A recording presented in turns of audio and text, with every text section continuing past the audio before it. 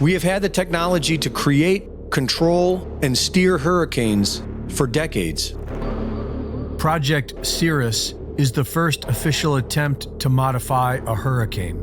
It was run by General Electric with the support of the U.S. military. The official theory was that by changing the temperature outside the eye wall of a hurricane, which they did by seeding the clouds with various compounds such as silver iodide, a decrease in strong winds will result.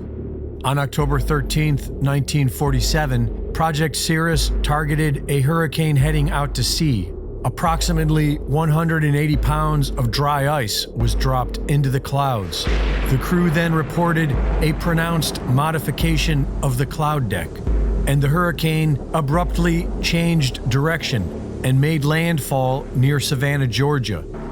The public blamed the government. Irving Langmuir, who pioneered General Electric's atmospheric research department and admitted that the project was about learning how to weaponize the weather, also claimed the reversal of the hurricane had been caused by Project Cirrus, but the government denied it for 12 years. After a short delay, the project officially continued, and in 1965, Project Storm Fury had targeted Hurricane Betsy for seeding. On that day, the storm immediately changed direction and made landfall in southern Florida. Congress blamed it on Project Storm Fury, but the government claimed that the hurricane shifted before they ever had a chance to seed it. And after 2 months of congressional hearings, the project was allowed to continue. In 1997, U.S. Defense Secretary William Cohen admitted we have the technology to control the weather, including earthquakes and volcanoes. The U.S. government has placed gag orders on employees of the National Weather Service. In October of 2012, after Hurricane Sandy weakened to a tropical storm, microwave imagery shows a thick red beam immediately followed by Sandy growing into a Category 1 hurricane and taking an unexplained left turn into New Jersey. The push towards alternative energy demands more lithium, and according to the U.S. Geological Survey, the United States has over 6 million tons of identified lithium resources.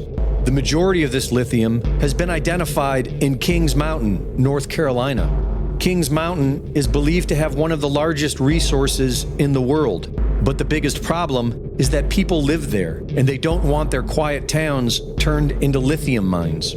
People in Cherville have been pushing against a proposed lithium mine for the last several years, but everyone we spoke with here said it's too divisive of an issue to share their opinion on camera. Cherville is a small, quiet town. I think that's good that we keep it small. So quiet, many don't feel comfortable speaking out against Piedmont Lithium's proposed mining operation nearby. I think we're a silent majority. I think a lot of people are afraid to say anything about it because they are bringing a lot to the town as far as money. Last year, the Department of Defense entered a $90 million agreement with Albemarle Corporation to increase domestic production of lithium for the nation's battery supply chain, specifically from Kings Mountain, North Carolina, starting by 2025. This is the same area experiencing what is being described as biblical floods.